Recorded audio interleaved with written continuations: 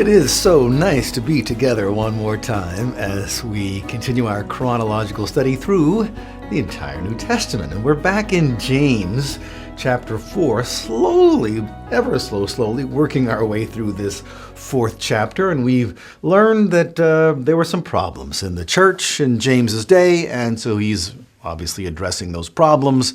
There was fighting and quarreling and conflicts. And I think that's been kind of the legacy of the church ever since then as well. There's always been quarrels and conflicts going on. And so this is always relevant, always pertinent, certainly relevant to the church today.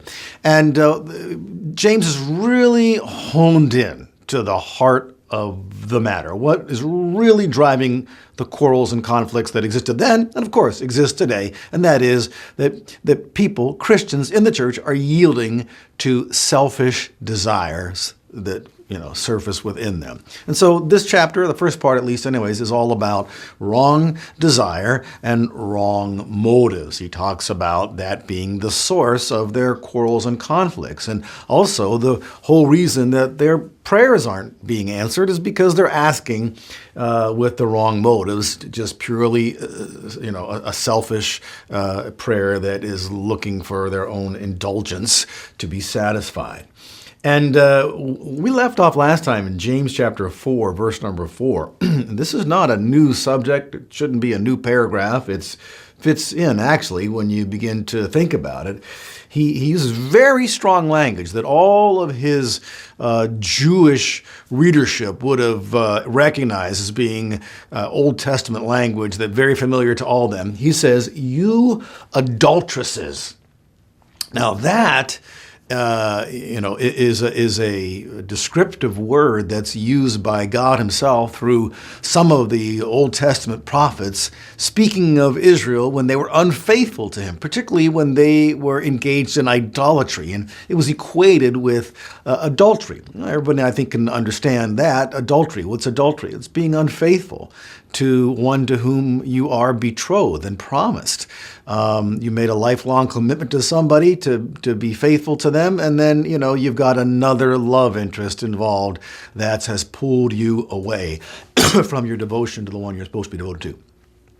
Okay, and so that's what God was accusing the children of Israel of at various times in their history. You guys are like adulteresses to me. You made your vows to me, but you've got other interests. You've got other gods, other things that are pulling you away. You don't love me as you should. We know the foremost commandment is to love God with all of our heart, mind, soul, and strength. If we do, that should be reflected in our words and our thoughts and in our actions, right? Right. Always good to do an evaluation of that. So that's what's happening within the church. You adulteresses, verse number 4 of James 4, do you not know that friendship with the world is hostility toward God? Therefore, whoever wishes to be a friend of the world makes himself an enemy of God. Now, how does that fit into what he was just saying about the quarrels and the conflicts? Well, the basis of all that is that they had selfish desires, something that they wanted that others had that they couldn't get, and so they'd fight and quarrel about it, and even pray and ask God for things, but asking with the wrong motives. And so the very heart of what's driving them is displeasing to God. What it really reflects, all these wrong desires and wrong motives really reflect in the final analysis. Now listen closely, because this is a killer. Lack of love for God. Jesus said, here it is, if you love me, you'll keep my commandments. There it is, very simple. Love is reflected by our devotion. A love for God is reflected by our devotion to him. And so when we're pulled astray and other things, have a great hold on our hearts, things, experiences and so forth, well, we're treading on dangerous ground at that point in time. And so we need to stop and evaluate, our love for God. And don't fool yourself. Don't say, well, yeah, I love God. Sure, I love God. It's easy to say you love God. But, if you're fighting with God's children, quarreling, if you're jealous and envious and saying murderous words to the children of God, created in His image, yet you say you love God, if your whole focus of your life is getting more stuff, to pile up, well, your heart's not in heaven. Jesus said, wherever your treasure is, that's where your heart's going to be. Okay? So don't fool yourself by saying, well, let me look in my heart. Yeah, well, I have this warm and fuzzy feeling about God, and so, sure, I love Him. Wait a second. 1 John 2:15, I quoted you this last time without giving you the reference.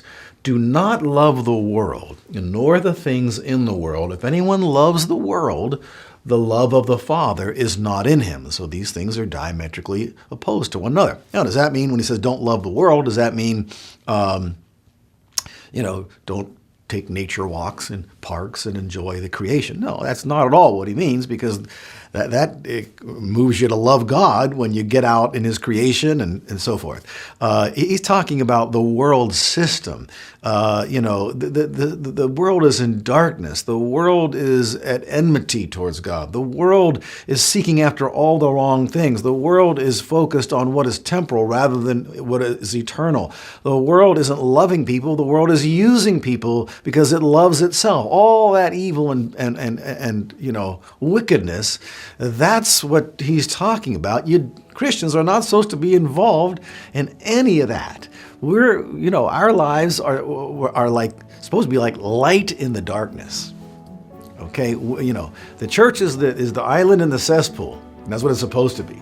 Okay, so let's look at our lives and see if what James is writing, well, he's really writing to us. Whoever wishes to be a friend of the world makes himself an enemy of God. Okay? All right, boy, out of time so fast. We're going to be talking about the Holy Spirit in us who helps us to do God's will. I'll see you next time.